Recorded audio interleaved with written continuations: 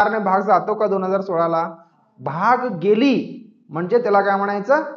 Leaf वर्ष. त्याला काय म्हणायचं? लीप.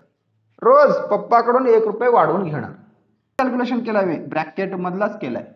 27व्या रांगेपर्यंत सगळ्या खुर्च्या किती आहेत ते विचारले.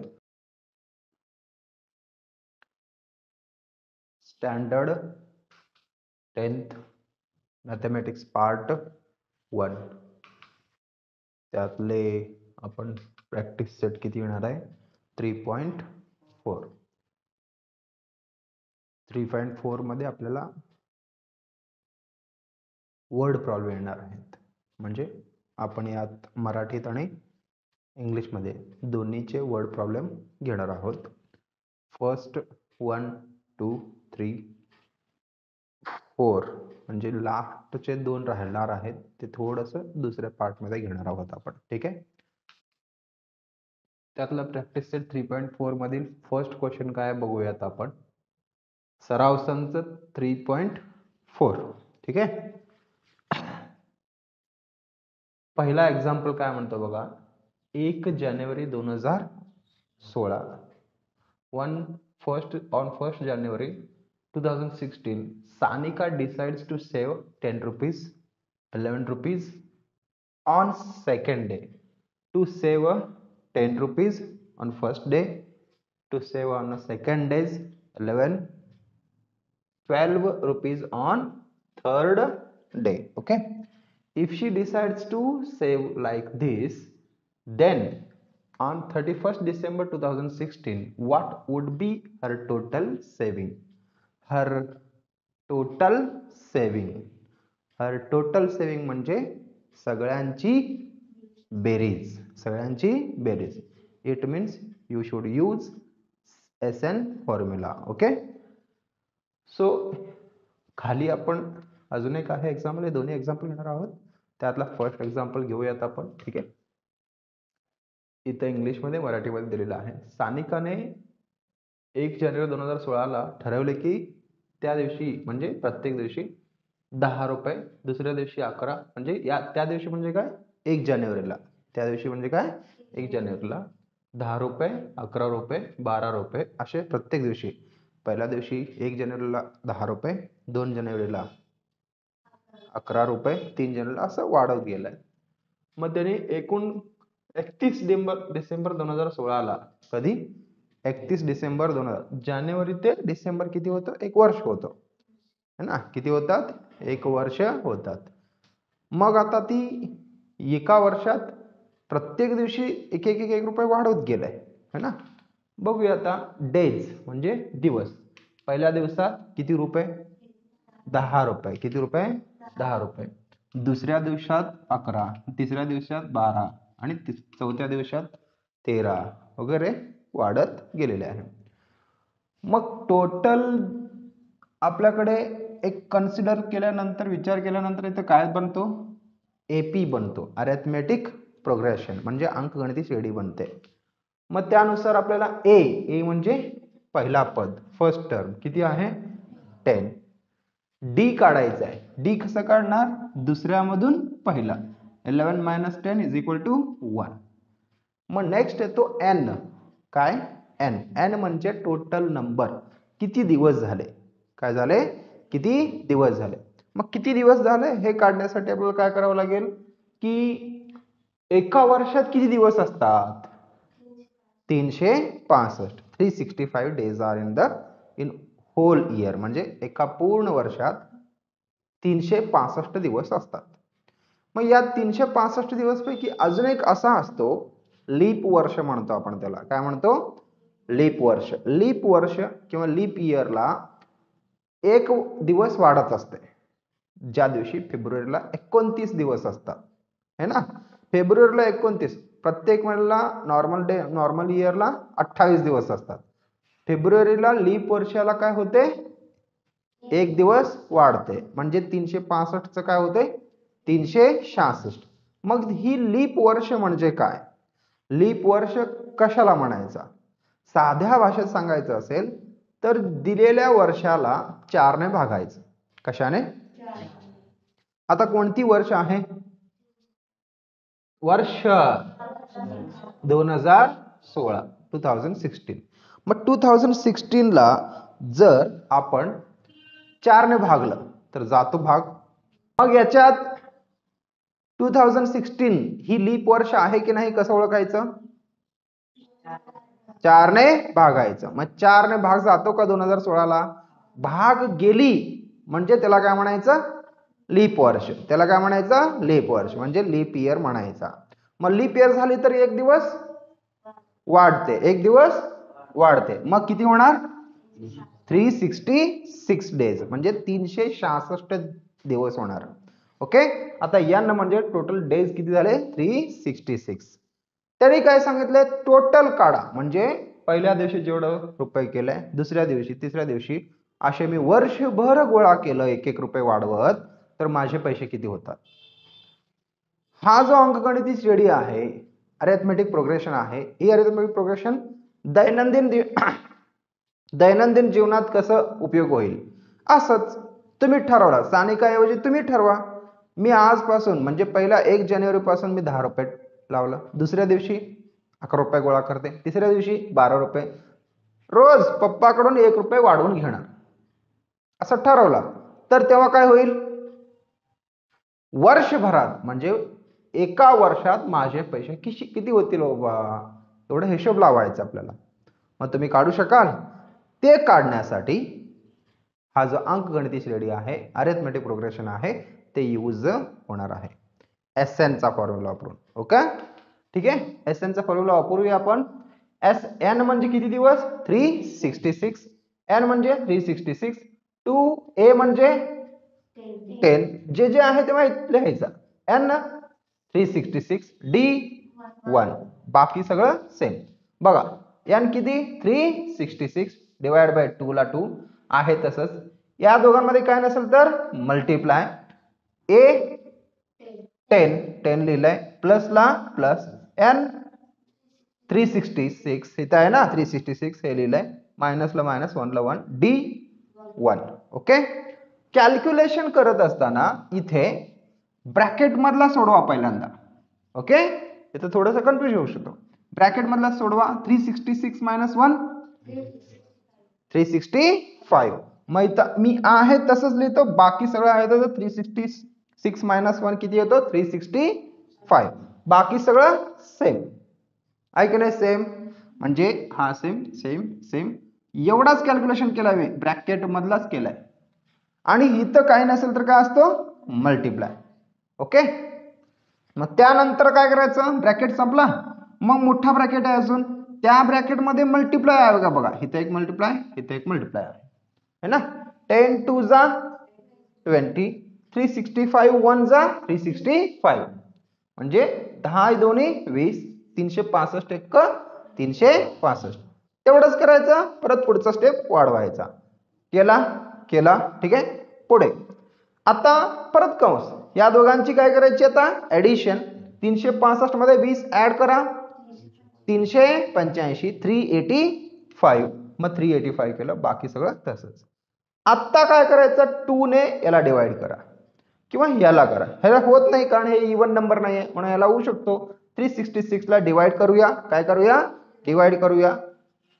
इकडे घेतलाय मी आता. 366 ला डिवाइड केलं तर किती येतो? 183. परत मल्टिप्लाय 385. मग मल्टिप्लाय करा 70,455. अरे पैसे भरपूर झाले. 70,455 तुमच्या शाळेची फी निघेल, म्हणजे चांगल्या शाळेत असाल तर ना. 70,000 तुम्ही रोज पप्पाकडून किती घ्यायचं? 10 रुपये पहिल्या दिवशी, दुसऱ्या दिवशी, तिसऱ्या दिवशी, असं रोज शाळेला जाण्याच्या अगोदर मला पाहिजे. तसंही तुम्ही घेताच, तसंही तुम्ही कुरकुरे खायला 10 रुपये घेताच. ते बाजारातील जे काही कुर्रम असतं ना, ते खाण्यासाठी घेतात. किती घेतात रोज? काही जण, मुली तर का सारखं घेतात माहिती आहे मला. मग त्यातले जर वर्षभर तुम्ही 1 रुपये वाढवून घेतले, टोटल गोळा केले, किती होतात? है ना. हे जर तर मला हिशोब कळली, अंकगणिती श्रेणी व्यवस्थित कळली, जर असा हिशोब लावला, अरे माझे 70,455 रुपये होतात, मग मी आजपासून घ्यायलाच पाहिजे, है ना? घ्या मग. SN म्हणजे 366 म्हणजे पूर्ण एका वर्षात, म्हणजेच कधी 31 डिसेंबरच्या दिवशी 2016ला किती रुपये होईल? 70,000 70,455. 31 डिसेंबर 2016 पर्यंत सानिकाची एकूण बचत किती होईल? 70,455. ठीक आहे. मग पुढे जाऊयात. पुढचा एक्झाम्पल.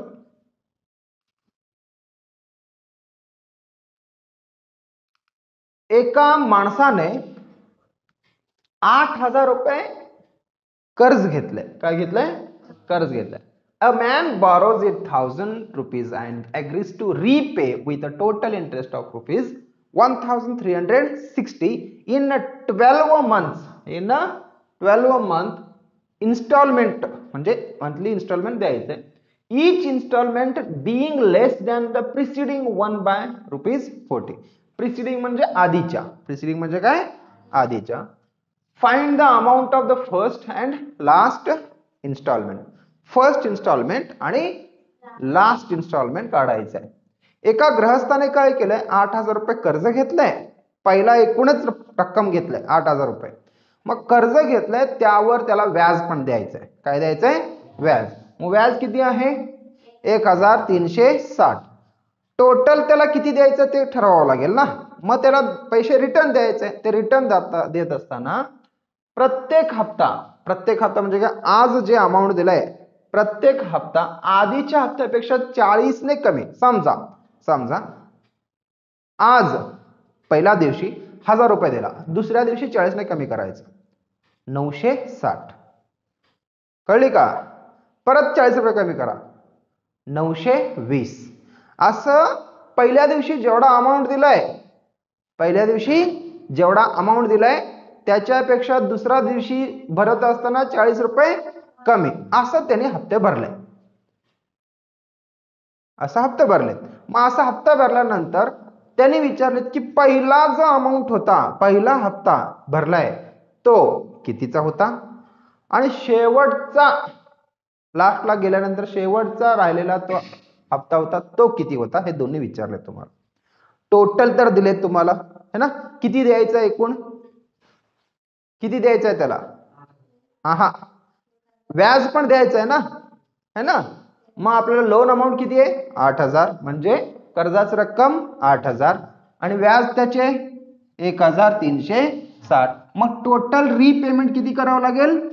9,360. मग इकडे एकूण द्यायची रक्कम किती? 9,360. ओके. मग आता इथे टोटल द्यायचं म्हटल्यानंतर 12 महिन्यात 12 हप्त्यात एवढे 9,360 द्यायचंय. 12 महिन्यात किती द्यायचंय? 9,360. मग आपल्याला काय मिळालंय? S12. म्हणजे 12 म्हणजे n किती? n 12. 12 आहे ना? 12. n बरोबर किती? 12. D कोण सांगू शकेल? D बघा, समजू आपण पहिला 1,000 आहे असं समजू. 1,000 आहे असं समजू. पुढचा काय असणार? 960. 960. मी म्हणलं होतं ना, पहिला जो भरलाय त्याच्या पुढचा जो भरतोय पहिल्यापेक्षा 40 ने कमी द्यायचं. मग पहिला 1,000 होता, पुढचा जर समजा ती अंकगणिती श्रेणी झाली, अरिथमेटिक प्रोग्रेशन झाली, डी कसं काढतो? दुसऱ्यामधून पहिला वजा करतो, हो ना? दुसऱ्यामधून पहिला. मग दुसरा अमाऊंट आता मगाशी समजलेलं किती असणार? 960 वजा 1,000 म्हणजे 960 मायनस 1,000 किती? -40. किती? -40. मग आपण प्रत्येक हप्ता हा आधीच्या हप्त्यापेक्षा 40 ने कमी दिलेला आहे, म्हणून डी बरोबर किती असणार? -40. इम्पॉर्टंट आहे हा. हे इथं चुकला, सगळंच चुकलं. इथे चुकला, सगळंच चुकला म्हणून समजायचा. आता काढूयात. ऍज इट इज एसएनचाच फॉर्म्युला यूज करू आपण. केलाय. एन म्हणजे किती? 12. ए किती आहे माहित नाही ना, ए म्हणजे काय, पहिला हप्ता, फर्स्ट इन्स्टॉलमेंट, ते काढायचंच आपल्याला. नंतर बाकीच्या गोष्टी माहिती आहेत, N2 12 माहिती आहे, डी किती आहे -40. सर -40 आहे म्हणून असंच लिहू नका, ब्रॅकेट मध्ये लिहा. कसं लिहा, ब्रॅकेट मध्ये. मग आता आधी कसं केलं होतं, ब्रॅकेट मधला सोडवा पहिल्यांदा. मी काय करतो, ब्रॅकेट मधला सोडवतो, बाकी सगळं सेम. S12 किती असणार आहे 9360. हा आहे तसंच आहे तसंच, फक्त 12 - 1 किती 11, हा आहे तसंच. आता काय करायचं, मल्टिप्लाय है ना, इथं हे मल्टिप्लाय आहे. मग करूया मल्टिप्लाय. हे मल्टिप्लाय केलं, हे डिव्हिजन केलं, 12 divide by 6, sorry 12 divide by 2 6, आणि नंतर 2a मायनस 11 4 जा 44, 11 चोक 44, शून्यला शून्य, प्लस इंटू मायनस मायनस, बरोबर ना, मल्टिप्लाय केला. मग आता अजून कुठे काय कॅल्क्युलेशन करता येतं का बघा. 6 आहे, 6 तिकडे गेल्यानंतर आहा 6 आणि या पूर्ण संख्यामध्ये काय आहे, मल्टिप्लाय आहे. काय आहे, मग तिकडे गेल्यानंतर डिवाइड होणार. मग 9360 ला 6 ने डिवाइड करावं लागेल है ना. मग हा जो 6 आहे ना, मग इकडे घेऊ आपण,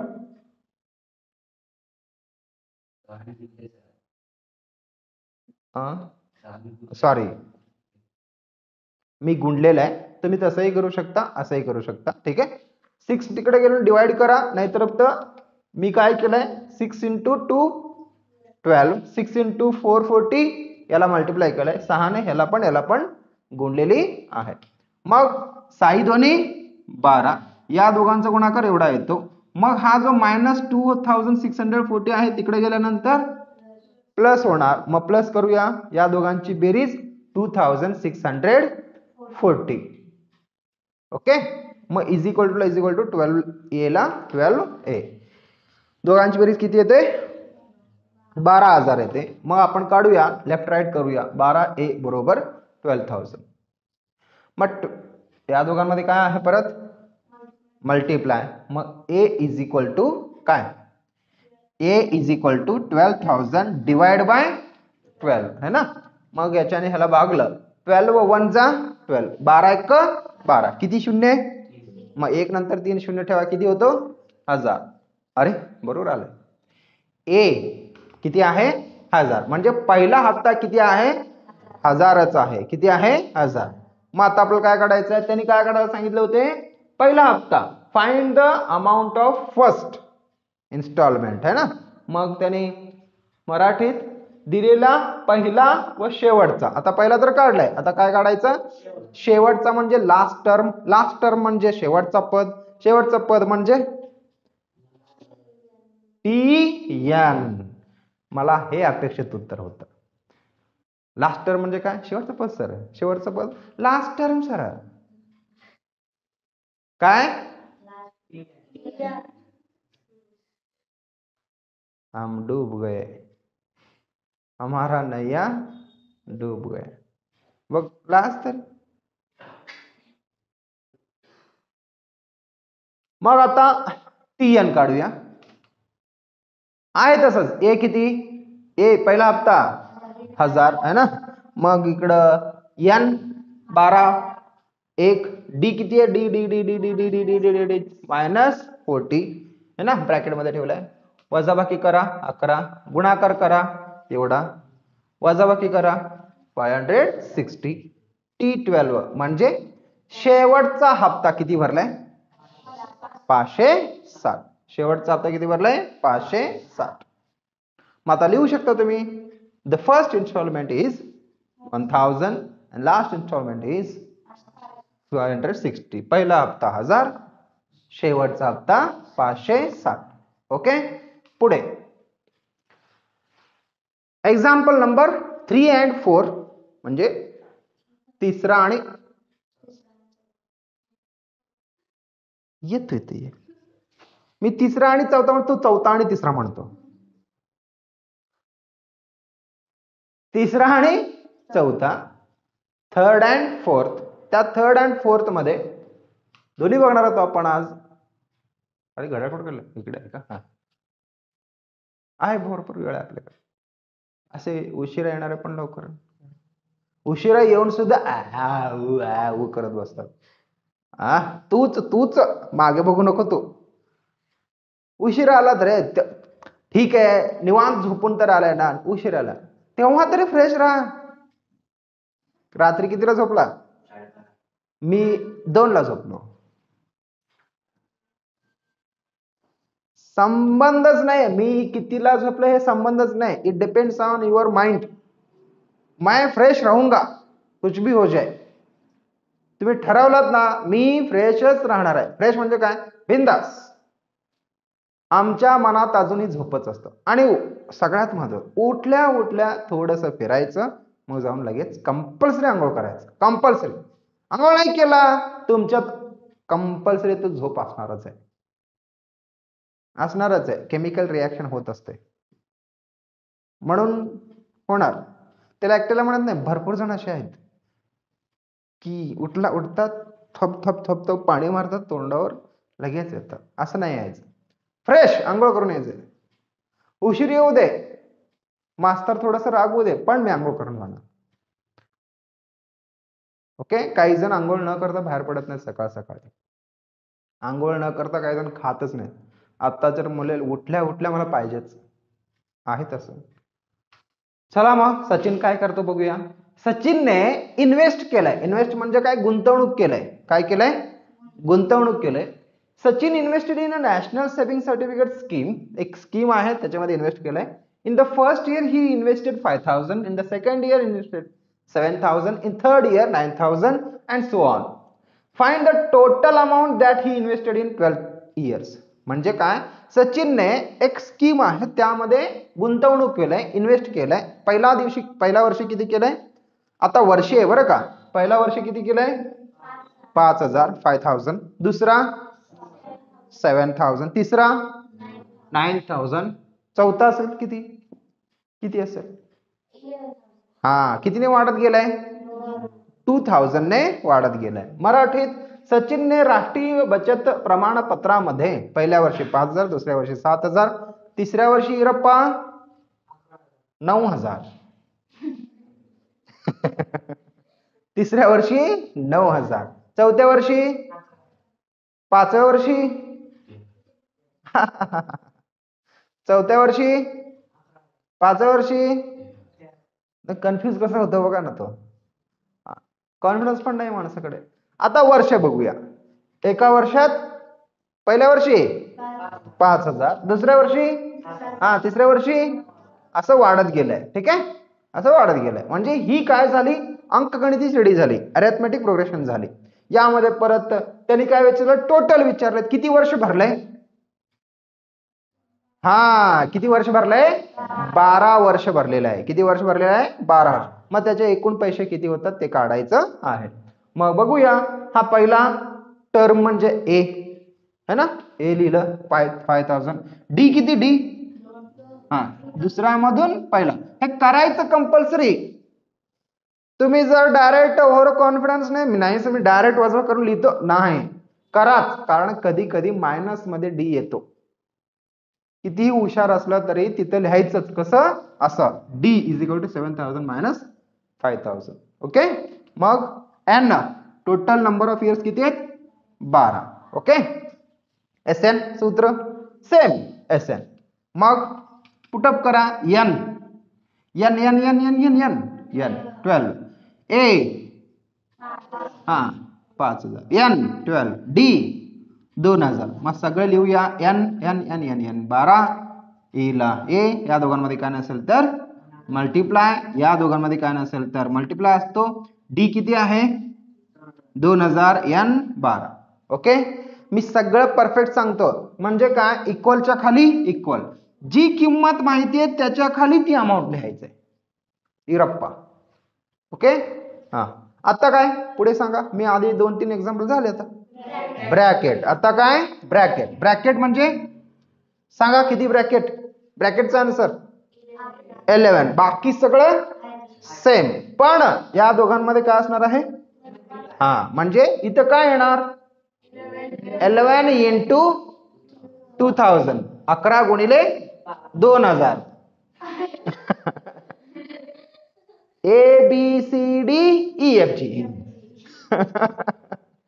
11 गुणिले 12 संपला विषय. 11 गुणिले 2000.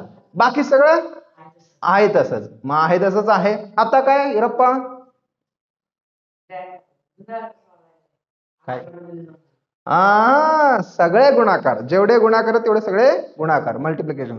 हे आहे ना ब्रॅकेट मधला, है ना. सोडवा.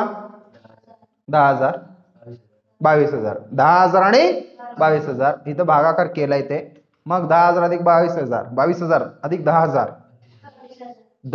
दात आहेत ना तुमचे? किती आहेत का? नाही, आता नाही आहे. 32 आहेत. 32,000. किती? 32,000. परत गुणाकारला गुणाकार, ह्यांचा गुणाकार किती असणार आहे? कुठे गेले आन्सर? 1,92,000. किती? 1,92,000. म्हणजे सचिनने टोटल इन्व्हेस्टमेंट किती केलंय 12 वर्षात? 1,92,000. सचिनची 12 वर्षात 12,000 1,92,000 आहे. ठीक आहे. पुढे question number 4. There is an auditorium with 27 rows of seats. There are 20 seats in the first row, 22 seats in the second row, 24 seats in the third row, and so on. Find the number of, इथे लक्ष द्या, find the number of seats in the 15th row. म्हणजे पहिला प्रश्न आहे हा. 15व्या row मध्ये seats किती असणार आहे हे विचारलेत. Find how many total seats are there in the auditorium. म्हणजे त्या पूर्ण ऑडिटोरियम. ऑडिटोरियम म्हणजे काय? हे बघा, हे ऑडिटोरियम. ऑडिटोरियम तिथं मराठीत लिहिलंय, माहित झालंय है ना. पण ऍक्च्युली नाट्यगृह म्हणजे काय सर? घर. नाटक करणारं घर. नाट्यगृह. ओके.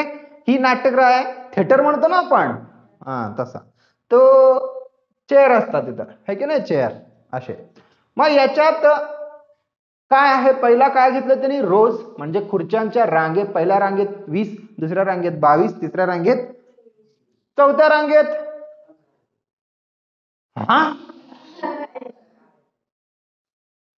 वापर. पहिल्या रांगेत 22, 20, दुसऱ्या रांगेत 22, तिसऱ्या रांगेत, चौथ्या वापर रे, वापर. तू डोळे बंद कर जरा. तुझे डोळे, तू काय करताय? इथं बघून आन्सर देण्याचा प्रयत्न करतायस. समज पहिल्या रांगेत मी 20 ठेवला, दुसऱ्या रांगेत 22, तिसऱ्या रांगेत 24. काय केलंय मी? मग वाढव ना, वाढव की. मग चौथ्या रांगेत किती असणार? मजा आलं. आम्ही काय केलं? आमचा स्वभाव काय झालाय? कुठे मिळतंय का उत्तर? इथे मिळतंय उत्तर. तुम्ही थिंकच करत नाही. इथे मिळतंय, ट्राय करा थोडं. इथे मिळतंय. नाही मिळत सर, इथं आहे का? कोण देत आहे का उत्तर? सांगताय का कोण? असं आहे ते. काय बघतंय? नालाय का. आता मगाशी जसं टेबल बनवलंय तसंच बनवायचंय. रॉज म्हणजेच रांग आणि सीट्स खुर्च्या किती? 1 पहिल्या रांगेत 20, दुसऱ्या रांगेत 22, तिसऱ्या रांगेत, चौथ्या रांगेत आर्यन. काय सर मी झोपलो होतो? तुम्ही काय सांगताय? झोपलो होतो का? काय म्हटलं तुम्ही? खुर्चीवर झोपलोच होतो मी. किती? 26 ना. असं वाढत गेलेली आहे. मग आता अरिथमेटिक प्रोग्रेशन भेटले तुम्हाला. ए किती? ए शेवटचं माहितीये का? पण त्यांनी विचारलेत काय ते बघा येलो कलर मध्ये. Find the number of seats in the 15th म्हणजे 15व्या रांगेत. पहिला, दुसरा, तिसरा, चौथा असे 15व्या रांगेत. असं पुढे जायचंय. इथं 15वा रांग येणार आहे. तिथं खुर्च्या किती असणार आहेत बाबा? किती असणार आहे? असं काढायचंय. मग हे इथला पद काढण्यासाठी TN काढावं लागेल. काय काढावं लागेल? TN. मग करूया. Let's find out the number of seats in the 15th row. मराठीत 15व्या रांगेतील जागांची संख्या म्हणजे जागा आहे ना, सीट. सीट म्हणजे खुर्ची म्हणू आपण, तिथं खुर्चींची संख्या लिहूया. मग ए 20, डी 22 वजा 20 2, एन किती 15व्या म्हणतात ना, एन 15. मग आता सूत्र कुठलं वापरायचं? थिंक. त्यांनी हे म्हटलं नाही 15व्या रांग्यापर्यंत सगळ्या खुर्च्या किती आहेत, सीट किती आहेत असं नाही विचारलंय. 15व्या रांगेलाच खुर्च्या किती असणार आहे. समजा हा 15व्या आहे समजा, मग इथं खुर्च्या किती असणार आहे या रांगेत असं विचारलंय है ना. मग टी एन काढायचा आहे. मग किंमत ठेवायचं आपल्याला ए 20 एन 15, 1 ला 1 डी 2. पहिला काय करायचं, कंसातील 15 वजा 1 14 गुणिले काय येणार 2. मग इथे आहे तसंच. मग 14 दोन्ही 28 बेरीज 48. म्हणजे 15व्या रांगेत किती खुर्च्या आहेत 48. ओके. आता पुढे काय म्हणतात दुसरा प्रश्न, फाइंड हाऊ मेनी टोटल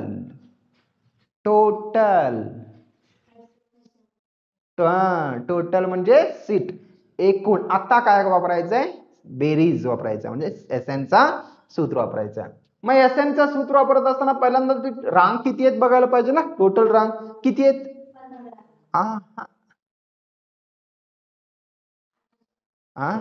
हा किती पुढ वाचा. ऑडिटोरियम मध्ये 27 रोज आहेत. नाट्यगृहात एकूण 27 रांग माहिती आहेत ना. एकूण किती आहेत आता 27 पूर्ण रांगेत पहिल्यापासून 27व्या रांगेपर्यंत सगळ्या खुर्च्या किती आहेत ते विचारले. मग ते काढूयात आपण. हे काढलं आपण. Let's find out how many let's find out how many total seats are there in the auditorium. Auditorium रांगे किती आहेत 27. मग इथं दिलंय बघा, मी वाक्य दिलंय ते तिथलाच दिलेलं आहे है ना. हे लक्षात यायला पाहिजे म्हणून तुम्हाला. तुम्ही चुकून आता मगाशी काय म्हणलं होतं 15. मग सगळं प्रश्न उत्तर मातीत गेलं. ठीक आहे. मग यान बरोबर किती, यान बरोबर मी विचारतो काय ते बघ रे. तुझं प्रॉब्लेम काय दिसतं ते उत्तर सर. तुला वाटलं नाही, तू बघितला. एन किती 27. फॉर्म्युला डायरेक्ट फॉर्म्युला केलाय मी. इथं मिस्टेक झालाय. तुम्ही काय लिहायचं इथं पहिल्यांदा फॉर्म्युला लिहायचं. काय लिहायचंय फॉर्म्युला लिहायचंय. मग पुटअप केलाय मी. एन किती 27 2 मल्टिप्लाय येतं तुम्हाला पुढे. हे सगळं फक्त एवढंच कळायला पाहिजे होतं. मग कॅल्क्युलेशन किती येतो, गुण पहिल्यांदा ब्रॅकेट केलाय मल्टिप्लाय केलाय ॲडिशन करा. मग करा 27 आणि हे 2 ने ह्या 92 ला डिवाइड केलाय. किती आलाय 46. या दोघांचा गुणाकार 1242 म्हणजे 1242 सीट्स आहेत. किती रांगेत 27 टोटल रांग आहेत. त्या सगळ्या मिळून किती खुर्च्या आहेत हे 1242. मग लिहू शकता तुम्ही है ना. ओके. कितव्या एक्झाम्पल पर्यंत झालाय 1 2 3 4 झालेला आहे. हा जो 5 6 आहे 5 and 6 पुढच्या लेक्चर मध्ये घेण्यात येईल. ठीक आहे. थँक्यू. परत काय रे, लाईक शेअर अँड सबस्क्राईब करा. कारण काय त्याच्याने बाकीच्या विद्यार्थ्यांना पण हे काही एक्झाम्पल असे आहेत की कळत नाही. काही जण क्लास लावलेले नसतात, त्यांच्याकडे पैसे नसतात, म्हणून त्यांना उपयोग होईल. ठीक आहे. धन्यवाद. चल सोडवा ते आता.